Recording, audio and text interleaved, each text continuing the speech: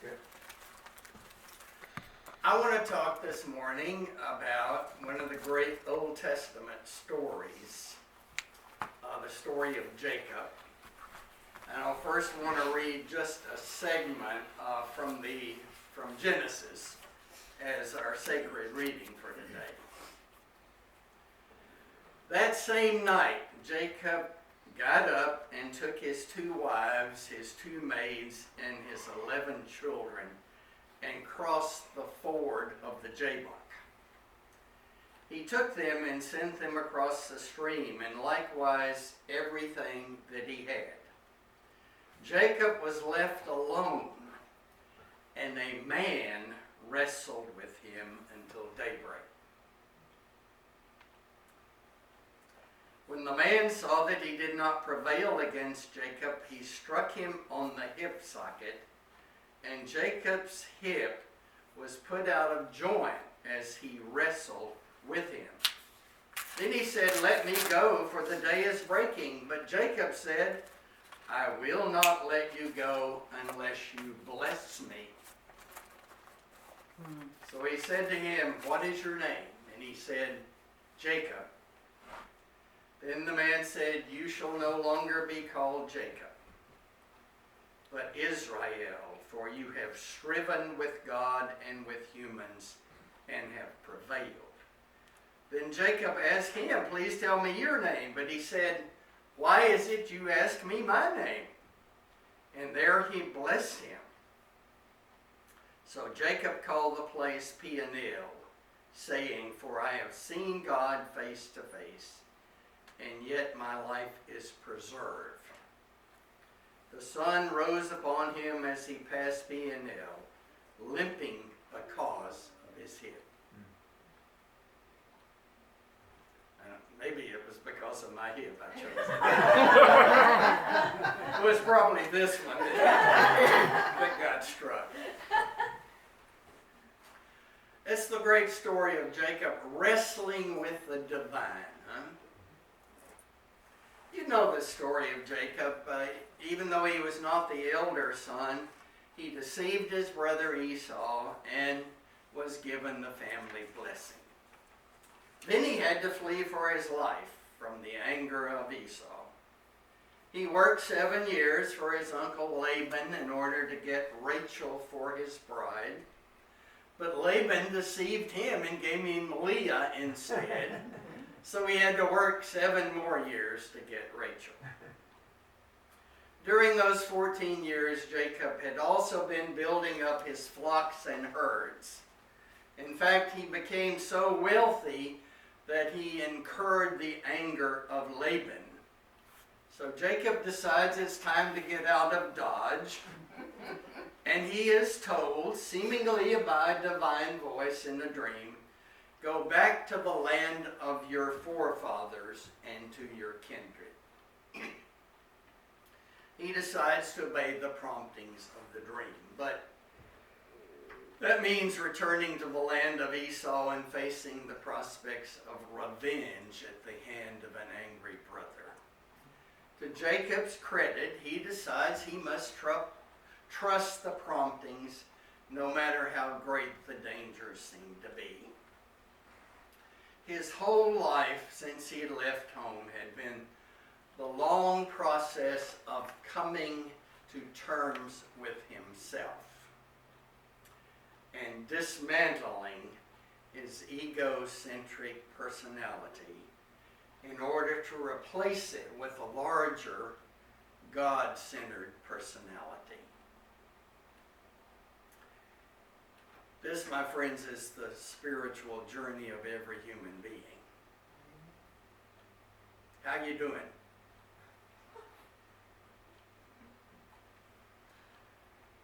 Dismantling the egocentric personality and replacing it with a larger, God-centered personality.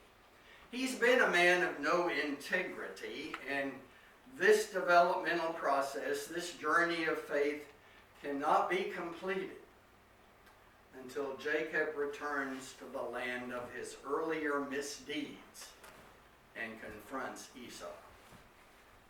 Materialistically, he's done well in the land of Laban, but spiritually, he has not faced up to the person he has been as a youth, nor has he made amends for the terrible things he did to his brother. His spiritual development then cannot be complete until he is reconciled with Esau, has faced and taken responsibility for the deceitful person he has been in the past. What is it you and I need to do in order for our spiritual development to be complete? Do you ever think about that? Who do you need to face up to, and what do you need to take responsibility for? What I know is God has a way of not leaving us alone until our final emotional and spiritual tasks have been realized. Jacob must leave all security behind him and face an unknown and dangerous future. Originally, he got his birthright for use for his own personal power purposes.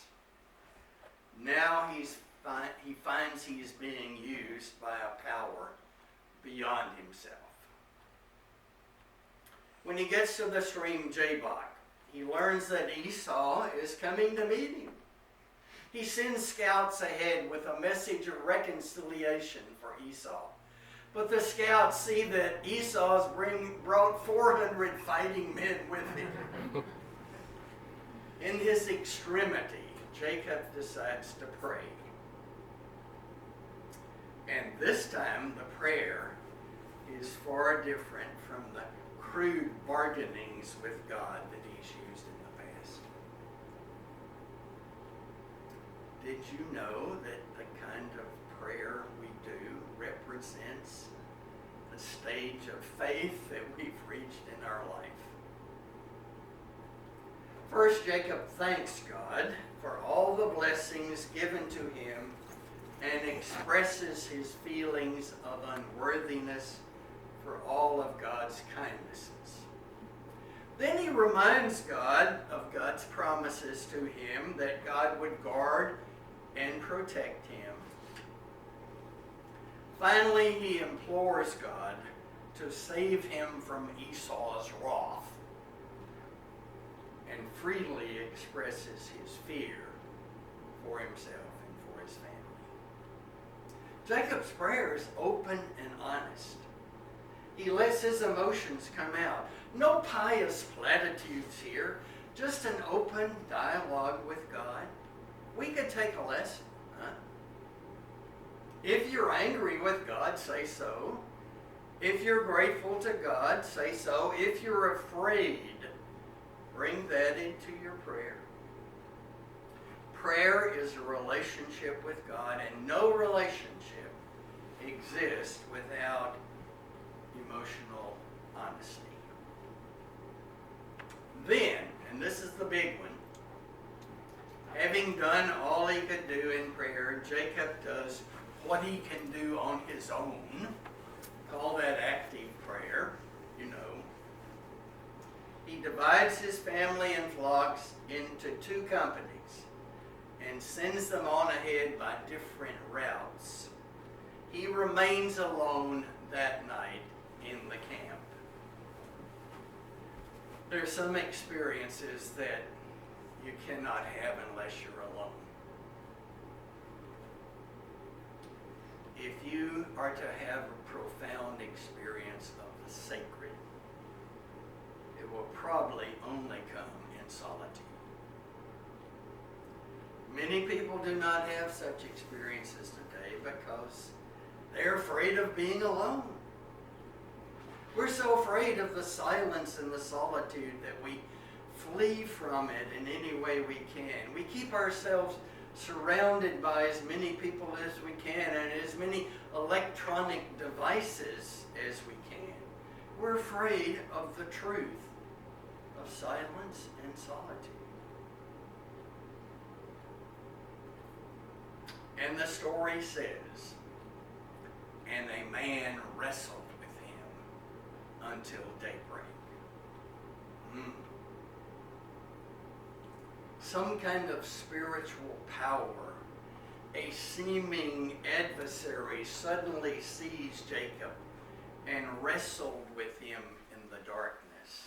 We've got to use our imagination to realize what kind of strength and spiritual courage it took for Jacob to wrestle with this nightmarish adversary throughout that long night. For this was no ordinary mortal, but a numinous being from the unknown. Finally, the dawn began to break, and this adversary wanted to break off the struggle, but Jacob has not gone through his agony for nothing. And he refuses to give up the struggle until he finds out what it means. I will not let you go unless you bless me, Jacob declares to his numinous antagonist. Jacob refused to part with the experience until he knows its meaning. And this marked him forever as a man of spiritual greatness. Any one of us who wrestles with such deep spiritual or psychological experiences, no matter how dark or frightening it is, and if we refuse to let it go until we discover its meaning, we're having something of the Jacob experience. Such a person can come through this dark struggle to the other side reborn. But the one who retreats and runs from this kind of encounter cannot be transformed. It was said of Jesus on the cross that he held the pain until it became resurrection. Do you like that? This also happened to Saul on the road to Damascus, huh? The divine adversary gives Jacob his blessing by changing his name. You shall no longer be called Jacob, but Israel, for you have striven with God and with humans and have prevailed. Israel literally means a wrestler with God. The change of name shows that Jacob's inner nature has been radically transformed. This change is the blessing for which Jacob asked. The divine adversary then touched Jacob on the hip, wounding him, so that Jacob went away from that place limping because of his hip. A person who has an experience of this spiritual depth is always wounded by it. In a way, it's like saying that someone who encounters these things can never go back to be the kind of person he or she was before. The experience is indelible and changes us forever. It becomes like a wound, a spiritual wound, constantly reminding us of the spiritual reality we have known and forcing upon us a recognition of the finite nature of this little ego of ours in relationship to the awesomeness of God. Makes the person lonely to be marked by God this way. But through such a wounded ego, through such a wrestling with the divine, there pours the life of God. The story then moves swiftly to its end. Jacob goes on to meet Esau. He bows 7 times before his brother. Esau embraces him and weeps. The two brothers hold each other in their arms, their tears giving evidence of their forgiveness of each other and the openness of their hearts. So the estranged brothers are reconciled, and Jacob has been reconciled to himself, to God, and to Esau. His destiny is fulfilled.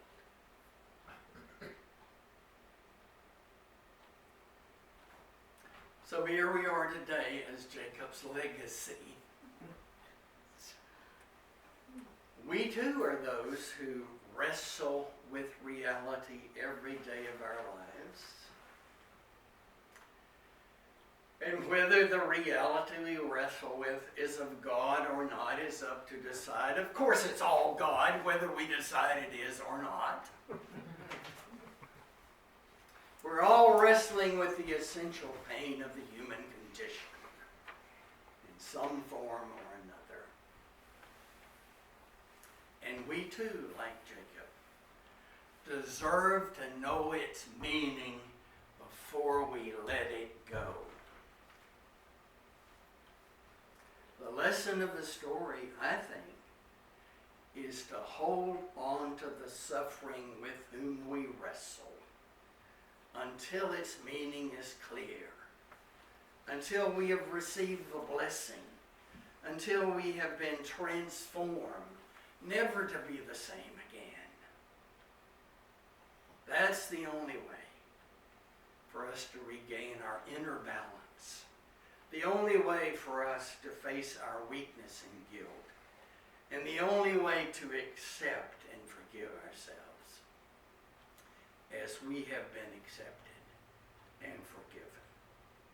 Like Jacob, our blessing, our transformation is to be wholly restored to ourselves, to those we love,